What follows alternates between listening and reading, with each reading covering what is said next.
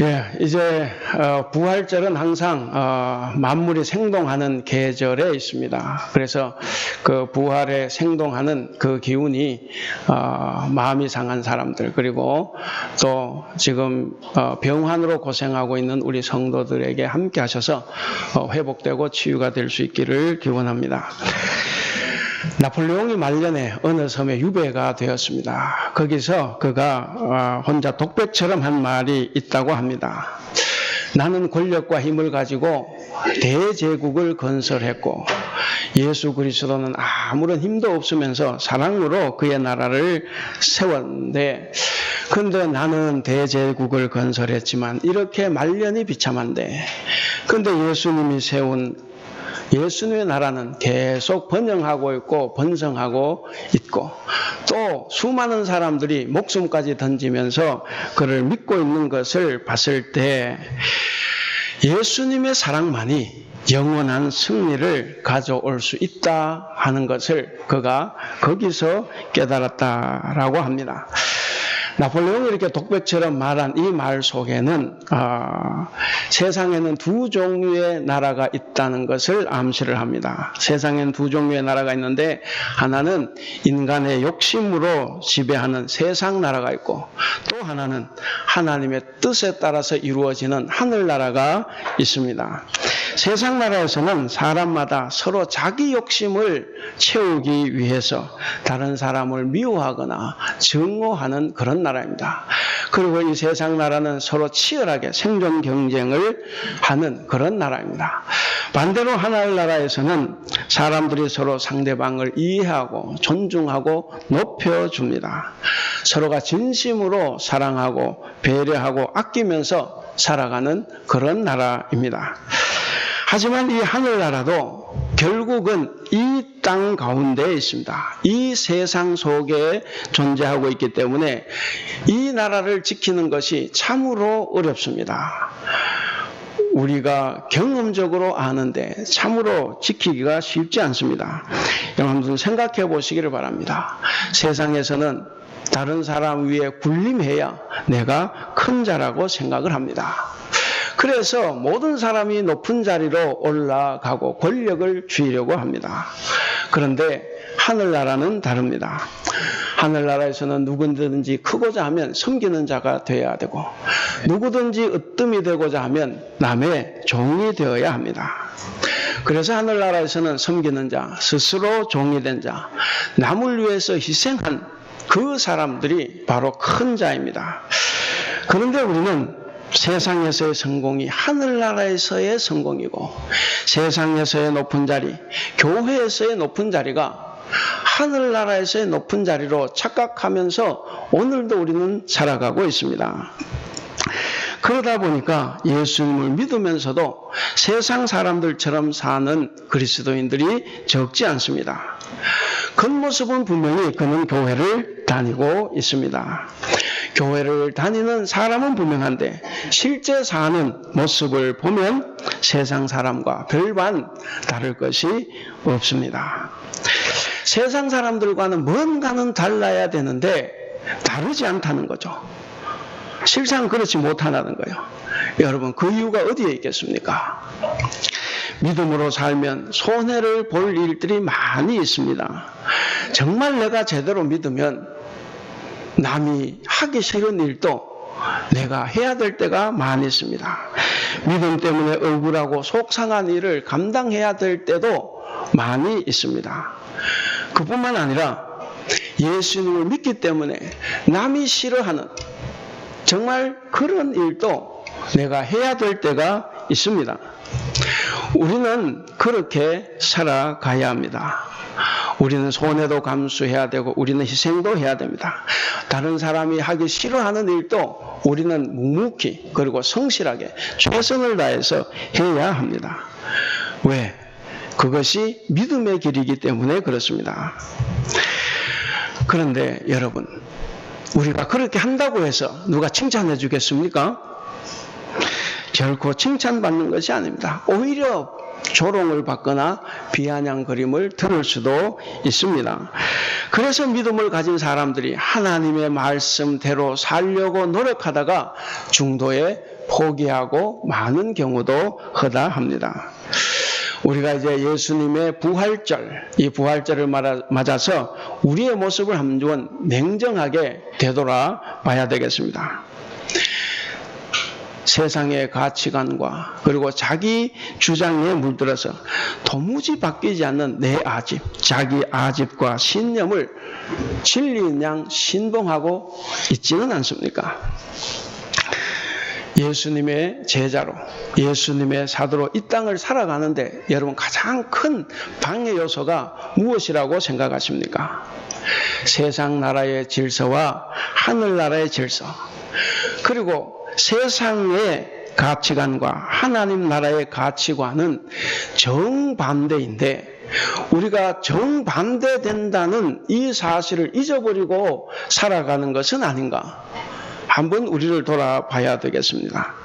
인간의 이 더러운 욕심과 야망 그리고 거짓과 술수가 난무하는 세상 속에서 우리가 믿음을 지키며 살아간다는 것은 결코 쉽지 않습니다. 쉽지 않은 것이 아니라 정말 어려운 일입니다. 그래서 교회가 많은 위선자들을 만들어내기도 합니다. 겉보기에는 거룩한 성도입니다. 겉보기에는 거룩한 성도인데 그 속은 세상 욕심으로 가득 차 있는 위선자가 우리 교회 안에도 없다고는 말할 수 없습니다. 제 안에도, 제 아내가 아니라 제 마음 안에, 제 안에도 없다고 할 수 없습니다. 성도 여러분, 우리 그리스도인인 우리들은 이 위선자라는 소리를 듣지 않도록 정말 피눈물 나는 노력을 우리는 해야 합니다. 적당히 요령을 피우면서 예수님을 믿는 척 하면 안 됩니다. 그래서 내가 아무리 아프고 속이 쓰려도 내가 내려놓아야 될 것은 내려놓을 수 있어야 되고 내가 포기할 것은 포기할 수 있어야 합니다. 그래서 내 안에 우리 속에 있는 모든 욕심과 거짓을 반드시 물리쳐야 합니다. 그러기 위해서 우리에게 반드시 필요한 것이 있습니다. 무엇입니까? 바로 부활신앙입니다. 여러분 제자들을 한번 보면 베드로를 비롯해서 이 모든 제자들, 이 제자들도 부활신앙을 갖기 전에는 그들도 위선자들이었어요. 죽어도 나는 주님만 따라가겠습니다. 다 버려도 나는 버리지 않겠습니다. 나는 절대로 부인하지 않겠습니다. 그랬어요. 어떻게 됐습니까? 다 버리고 부인하고 도망갔습니다. 겉으로는 예수님을 열심히 따랐지만 실상 그들은 예수님이 왕위를 차지한다고 생각을 하고 왕위를 차지했을 때 높은 자리 한 자리 얻어보려고 그렇게 예수님을 따라다녔던 것입니다. 그러니까 예수님이 십자가를 지게 되니 그들은 다 도망가고 말았던 것입니다. 그러다가 오늘 본문에서처럼 부활하신 예수님을 만났습니다. 예수님을 만나 뵌 이후에 제자들은 어떻게 되었습니까? 그들의 태도는 180도 바뀌었습니다. 여기 이제 신앙생활을 처음 시작하는 분들 그 부활 그거 믿을 수 있나? 그것은 다음에 제가 말씀드리겠습니다. 이 부활하신 예수님을 만나 뵌 이후로 이 제자들의 태도가 바뀌었다는 거예요. 우리는 그것을 통해서도 부활을 우리는 확신할 수 있습니다. 그야말로 그전에는 자기 자신만을 위한 삶이었습니다. 그런데 이후로 그들은 진정으로 주님을 위한 삶을 살기 시작했습니다. 지난날에 그들은 출세를 위해서 자기의 욕심을 위해서 거짓으로 예수님을 따랐다고 하면 이제는 목숨을 내놓고 예수님의 부활을 증거하고 증언하고 설교하고 그렇게 살아간 것입니다. 사도행전 4장 34절에서 35절을 보면 그들의 부활 증언, 부활 설교를 들었던 무리들은 어떻게 됐습니까? 그들에게는 큰 변화가 일어났습니다. 거기 보시면 그들은 먼저 뜨겁게 뜨겁게 서로를 사랑했습니다. 뜨겁게 서로를 사랑했기 때문에 자기 것을 자기 것이라 생각하지 않고 다 가지고 나올 수 있었습니다. 그들은 그전에는 말과 혀로만 사랑했습니다. 그런데 이제는 말과 혀로만 사랑한 것이 아니라 행동으로, 실천으로 사랑을 했습니다. 자신의 소유를 아낌없이 내놓았습니다. 그래서 성도들 중에 굶주린 사람이 없도록 했던 것입니다. 예수님의 부활을 들은 사람들은 바로 자기 것에 대한 욕심을 버릴 수 있어야 합니다. 여러분, 자기 것에 대한 욕심은 결국 공동체를 무너뜨립니다. 그렇기 때문에 이 욕심과의 싸움은 교회 공동체가 끊임없이 해야 될 하나의 전쟁입니다. 아나니아와 삽비라를 본다. 이제 사도행전 4장 읽었는데 5장으로 넘어가면 초대교회에 위기 상황이 닥칩니다. 왜 위기가 닥칩니까?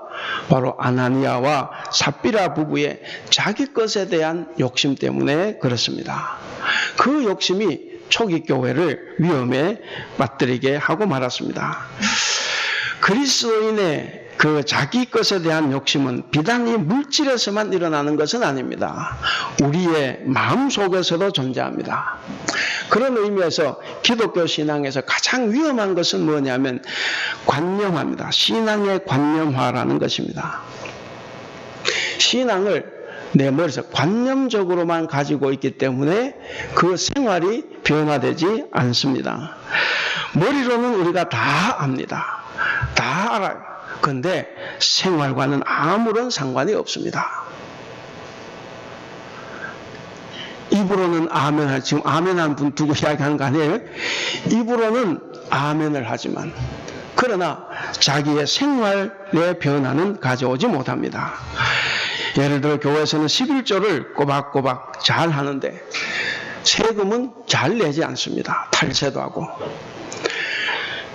교회에서는 거룩해야 한다고 기도하는 사람이 밖에서는 술, 담배로서 거룩한 몸인 이 성전, 거룩한 성전에 몸을 더럽히는 사람도 있습니다. 예배 시간에는 감사하는데 예배가 끝나면 예배당을 벗어나기도 전에 이미 불평을 하기 시작합니다. 예배 때 마음껏 마음을 담아서 찬양합니다. 예배가 끝나면 그 입으로 온갖 말들을 쏟아내기도 합니다. 대책 없는 사람들입니다. 신앙을 성경 공부로 생각하고 신앙을 예배와 기도로 생각하는 사람들도 있습니다. 이것은 잘못이에요. 예배와 성경은 대단히 중요합니다. 그리고 기도 반드시 해야 되는 것이고 쉬지 말고 해야 되는 것이고 중요한 것입니다. 그런데 여러분, 왜 성경 공부를 하고 왜 예배를 하고 왜 기도를 합니까? 내가 세상에서, 가정에서, 직장에서 올바르게 정직하게 살기 위해서 하는 것입니다. 성도 여러분, 우리는 부활의 삶을 살아가야 하겠습니다. 예수님의 제자들과 당시 초대교회 성도들, 이 세례받은 성도들은 그리스도의 부활신앙으로 가치관이 완전히 달라졌습니다. 예수님의 부활 소식은 절망적인 사람들에게 새로운 희망을 가져다 주었습니다. 세상의 욕심과 물질에 이끌려가는 사람들에게 그들의 마음과 생활의 변화를 일으키는 그 능력을 발휘했습니다. 그러므로 부활신앙을 가진 오늘 우리도 거짓 없이 예수님을 믿어야 합니다. 이런 글이 있습니다. 사람 때문에 행복하다면 그 사람을 잃어버렸을 때 불행해집니다. 돈을 많이 벌어서 행복하다고 하면 그 돈을 잃어버리면 불행해집니다. 건강해서 행복하다고 하면 그 건강을 잃어버릴 때 불행에 빠지게 됩니다. 여러분, 소유지향적인 삶을 살 때 우리는 무엇인가를 가져야만 행복합니다. 그런데 그것을 잃어버리면 불행합니다. 세상의 것은 가질 수도 있지만 잃어버릴 수도 있어요. 갖는 것도 쉽지 않지만 잃어버리는 것도 쉽지 않은데 언제 잃어버릴지 모릅니다. 그러나 하나님으로 인해 우리가 기뻐한다면 그 기쁨은 영원히 기뻐할 수 있는 참 보배입니다. 왜냐하면 돈과 건강, 사람 언제 우리 곁에서 떠날지 모릅니다. 그런데 하나님은 절대로 우리를 떠나지 않는다는 사실입니다. 우리가 진정으로 원하는 것은 우리를 잠시 동안만 기뻐하게 하고 만족하게 하고 행복하게 해주는 그 무엇을 구하는 것이 아니라 영원히 우리를 행복하게 하는 것. 그 존재 자체만으로도 우리를 행복하게 할 수 있는 바로 하나님으로 기뻐하는 것이어야 합니다. 그것이 바로 영원한 기쁨이기 때문에 그렇습니다. 그것처럼 우리가 세상 욕심을 다 버려야만 하나님을 당당하게 믿을 수가 있습니다. 그래야만 세상 사람들에게 빛이 되고 모범이 될 수 있습니다. 여러분, 우리가 이왕 이 교회에 발을 담궜지 않습니까? 이왕 예수님을 믿게 됐다고 하면 우리가 한번 잘 믿어봐야 됩니다. 우리가 지난주일에 세례식을 베푸는데 저는 우리 안효준 집사님이 다시 앞에 안 앉을 줄 알았는데 오늘 또 이렇게 앞에 앉으셨네요. 이 세례 받고 이렇게 이제 하나님의 이렇게 우리가 세상으로만 공식적인 이제 자녀가 됐지 않습니까? 그렇다고 하면 우리가 한번 진짜 잘 믿어봐야 되지 않겠습니까? 그런 생각을 해봅니다. 대충 때워서는 안 됩니다. 정말 우리가 예수님을 믿는다고 하면 세상 욕심과 거짓을 버리고 진실하게 살아가야 합니다. 그러면 어떻게 우리가 이 세상 욕심과 거짓을 버릴 수가 있겠습니까? 두말할 것도 없이 우리는 부활신앙을 가져야 합니다. 믿음을 따라서 진실하게 살면 여러분 당장은 손해를 볼 수가 있습니다. 억울한 일도 당할 수가 있습니다. 남은 나를 때리는데 나는 때릴 수 없고 계속 맞을 수도 있어요. 칭찬을 받기보다 조롱과 비아냥을 들을 수도 있습니다. 그때 우리는 누구를 바라봐야 됩니까? 바로 예수님을 바라봐야 됩니다. 예수님은 우리보다 훨씬 더 심한 모욕과 고통을 당했습니다. 예수님의 삶을 보면 수많은 병자들을 고쳐주셨습니다. 먹을 것이 없는 사람들에게 먹을 것을 베풀어 주셨습니다. 상처받은 사람들을 찾아오셔서 위로해 주셨습니다. 그리고 죄 많은 사람들을 다 용서해 주셨습니다. 좌절한 사람들에게 용기를 북돋아 주셨습니다. 그런데 그런 예수님을 세상 사람들은 어떻게 대했습니까? 끝까지 존경하고 사랑했습니까? 아니죠. 십자가에 매 달았습니다. 제자들은 어떻게 됐습니까? 3년 동안 그렇게 가르치고 했지만 어떻게 됐습니까? 다 예수님 버리고 배신하고 도망갔습니다. 아마 예수님을 따라다녔던 사람들 중에서나 아니면 예수님께서 골고다 언덕으로 십자가를 지고 가실 때 본 사람들 중에는 아마 이렇게 말했을지도 모르겠습니다. 진실하게 살면 뭐하냐? 결국 저렇게 험한 꼴 당하고 죽는데 라고 냉소적으로 대했을지도 모릅니다. 그런데 어떻게 되었습니까? 우리 하나님께서는 빌립보서 2장을 보면 하나님께서는 예수님을 다시 살리셨습니다. 세상의 모든 것을 다 버리고 자신을 낮추고 더 낮출 수 없는 곳까지 낮아지신 예수님을 하나님은 지극히 높이셔서 모든 이름을 다 예수님의 이름 앞에 무릎 꿇게 만들고 만왕의 왕으로 삼으셨습니다. 이것이 부활의 진리입니다. 우리도 이 진리를 믿고 따르라고 하면 우리는 죽어도 하나님은 우리를 살려주실 것입니다. 우리가 어떤 모욕을 당해도 하나님께서는 모든 것을 다 회복시켜 주실 것입니다. 그러므로 우리는 잠시 이 세상을 지배하는 거짓되고 악한 세력을 두려워해서는 안 됩니다. 자기 욕심 때문에 악한 영에 휘둘려서 거짓된 삶을 살아서는 안 됩니다. 한 시대 영웅으로 대제국을 건설하였던 나폴레옹이 그의 말년에 그렇게 고백하였듯이 힘으로 이 세상을 지배하는 자는 잠시 동안은 큰 소리 칠 수 있습니다. 대통령이 돼도 5년이에요. 그 다음엔 내려옵니다. 그러나 결국 이 세상을 다스린 사람들은 겉보기에는 화려하지 않습니다.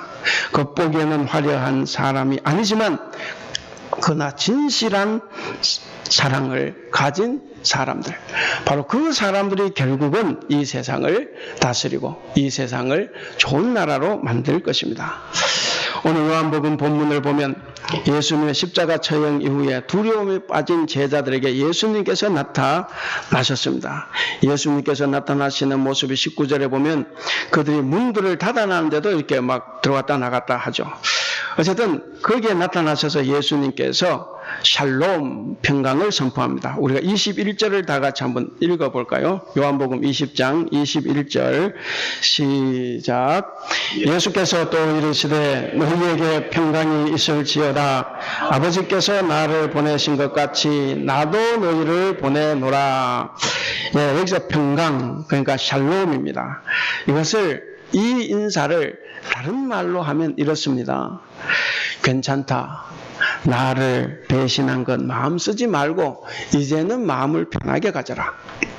이제는 다 잊어버리고 안심해도 좋다라고 말해주는 것입니다. 그러면서 세상으로 파송을 하죠. 내가 너를 보낸다 이렇게 말씀하십니다. 이렇게 평강을 주신 예수님께서는 제자들에게 22절에 보면 성령을 주시고 23절에서는 서로 죄의 용서를 하라고, 서로를 용서하라고 명령하십니다. 우리가 21절 22절을 다 같이 읽어보겠습니다. 잠깐 22절 23절을 같이 읽겠습니다. 시작. 이 말씀을 하시고 그들을 향하사 숨을 내쉬며 이르시되 성령을 받으라. 너희가 누구의 죄든지 사하면 사하여질 것이요 누구의 죄든지 그대로 두면 그대로 있으리라 하시니라. 예, 성령을 주시고 서로 죄를 용서하라 이렇게 말씀하셨습니다. 그러니까 오늘 이 요한복음 본문에서는 평강과 성령과 그리고 서로 용서하는 것, 이것이 부활 이후의 성도들이 살아가야 될 하나의 삶의 모범입니다. 이것이 마땅한 삶의 도리라고 하는 것입니다.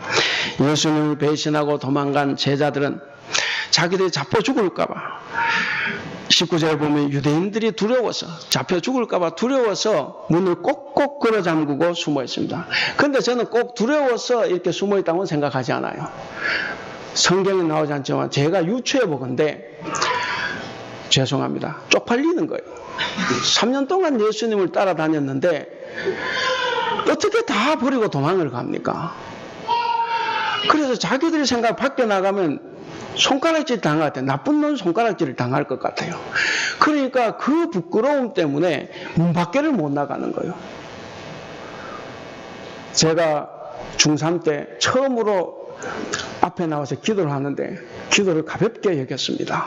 나간데 말을 생각이 안 나요. 띄엄띄엄 하다가 마지막 예수님 이름으로 이게 기억이 안 나요. 그래서 일주일 동안 문밖 출입을 안 했습니다. 부끄러워가지고. 목사들이 기도도 못했는데. 그게 트라우마가 있어요. 여러분, 이게 이 제자들 한번 보세요. 이 제자들 얼마나 부끄럽습니까? 아니, 한 명이라도 좀 따라가지. 그래서 그 부끄러움 때문에 창피하기 때문에도 그들은 밖에 나가지 못합니다. 혹시 하나님으로부터 정말 천벌을 받는 것은 아닌가? 그런데 예수님은 어떻게 됐습니까? 예수님은 찾아오셨습니다. 찾아오셔서 다 용서해 주실 뿐만 아니라 오히려 평안을 빌어주셨고 그리고 위로하고 격려해 주셨습니다. 이 용서와 사랑이 거짓과 윗선으로 가득 차있던 제자들의 삶을 180도 바꿔버렸습니다. 성도 여러분, 주님께서 오늘 우리에게 오신다고 하면 주님은 우리를 야단치겠습니까? 그래도 위로하고 격려해 주시겠습니까? 예, 다 그렇게 말씀하시는 것 같아요. 위로하고 격려해 주실 것입니다. 따뜻한 말씀으로 위로해 주시고 사랑과 용서를 선언하심으로써 다시 한번 우리에게 새로운 희망을 주실 것입니다. 얼렁뚱땅 대충대충 때우는 사람이라도 우리 주님께서는 따뜻이 품어주시면 아마도 이렇게 말씀하실 것입니다. 얘야, 인생은 참으로 짧단다. 이 짧은 인생 더 이상 부끄럽게 살지 말고 이제부터는 자신은 물론이고 타인에게도 떳떳한 인생을 살아보라 라고 격려해 주실 거다 생각을 합니다. 우리 예수님은 사랑과 용서의 주님이십니다. 그러므로 예수님의 제자된 우리 성도들도 성령 안에서 서로 용서하고 서로 뜨겁게 사랑을 나누며 살아야 합니다. 여러분, 주님의 제자들은 의심이 많았습니다. 아까 말씀드렸는데 도마만 의심이 있는 게 아니에요. 다 그런 의심을 가지고 있었습니다. 마리아로부터 부활 소식을 들었는데도 겁이 나서 문을 꼭꼭 걸어 잠그고 있었고, 드디어 예수님이 평강할지어다 하고 나타났을 때 그때 그들도 믿었어요. 다만 그 자리에 도마가 없어서 도마는 잠시 8일 뒤로 연기가 될 뿐이었습니다. 그들도 믿지 못했습니다. 단지 제자들이, 아까 말한 도마는 제자들이 부활하신 주님을 처음에 다 만났을 때 그때 도마는 자리에 없었기 때문에 내가 봐야 믿겠다 이것이고만, 그렇게 돼가지고 이제 도마가 좀 이렇게 안 좋은 소리를 듣게 됐지만 어찌됐든 그때 도마는 그 자리에 없었기 때문에 믿지 못했습니다. 그래서 25절을 보시면, 우리 25절 다 같이 한번 읽어볼까요? 25절 시작. 다른 제자들이 그에게 이르되 우리가 주를 보았노라 하니 도마가 이르되 내가 그의 손의 못자국을 보며 내 손가락을 그 못자국에 넣으며 내 손을 그 옆구리에 넣어보지 않고는 믿지 아니하겠노라 하니라. 예, 도마가 그렇게 이야기했습니다. 내 손가락을 그 손에 넣어보고 내 손을 옆구리에 넣어봐야 믿겠다 하는 거죠. 그러니까 어쨌든 봐야 믿겠다, 만져봐야 믿겠다 그랬습니다. 그런데 8일 후에 예수님께서 나타나셨죠. 예수님께서 나타나셔서 27절에 보면, 26절에 역시 평강이 있을지어다 인사를 하시고 27절에 도마에게 말씀하십니다. 뭐라고 말씀하십니까? 27절. 네, 너 보라. 그렇게 하면서 그리하여 믿음 없는 자가 되지 말고 믿는 자가 되라. 이렇게 말씀하십니다. 여기서 중요한 것은 이거예요. 사실 예수님 어떤 말씀을 하셨든지 관계가 없이 여기서 중요한 것은 예수님의 마음입니다. 왜 도마는 제자들하고 같이 있지 않았을까? 왜 저렇게 왕따처럼 저렇게 돌아다녔을까? 제일 실망이 컸을까? 여러 가지 생각을 해볼 수가 있습니다. 그러면 예수님은 도대체가 제자들은 나를 보고 믿었고 그걸 전하면 네가 믿어야지. 왜 안 믿느냐? 그리고 왜 혼자 돌아다니는 거야? 우리 부모님들로 말씀드릴 것 같으면 왜 혼자 싸돌아다녀? 이렇게 한마디 정도는 할 수 있는데 여기 보면 예수님은 그러지 않았습니다. 예수님의 마음입니다. 예수님은 그에게 위로를 했습니다. 야단치지 않았습니다. 책망하지 않았습니다. 그래서 이 도마가 어떻게 됐느냐? 그 후에 전해지는 이야기로 도마는 인도에 가서 복음을 전가하다가 거기서 순교를 합니다. 제가 한남대학교에 있을 때 인도에서 온 유학생이 하나 있었어요. 그 학생은 참 교회를 다녔습니다. 그 자기 동네 옆에 도마의 무덤이 있대요. 그런데 이 도마가 자기 나라 와서 순교했다는 것에 굉장한 자부심을 가지고 있었습니다. 그래서 그 신앙을 유지하는 것을 봤는데, 여러분, 예수님께서 도마 보고 너 제일 늦게 왔으니까 제일 멀리 가서 복음을 전해 하고 윽박질렀습니까? 그런 말씀 전혀 하시지 않았어요. 다만 예수님은 더 이상 의심하지 말고 믿어라 라는 말씀만 했을 뿐입니다. 예수님은 제자들을 매로 다스리지 않았습니다.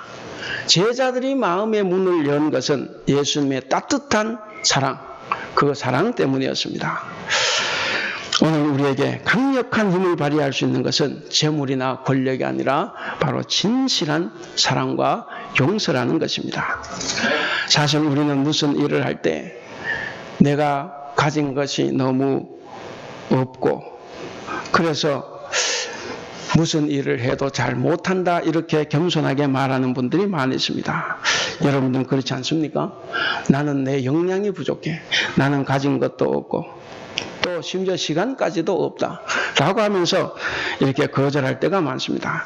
그러나 하나님께서 우리에게 맡겨주신 것 중에 지극히 작은 것 일부, 적은 시간, 혹은 매우 적은 물질, 그리고 우리가 가지고 있는 부족한 재능일지라도 우리가 그것이라도 하나님을 위해서 사용한다고 하면, 교회를 위해서, 세상을 위해서 사용한다고 하면 하나님은 그것을 통해서 놀라운 역사를 이루어 가실 것입니다.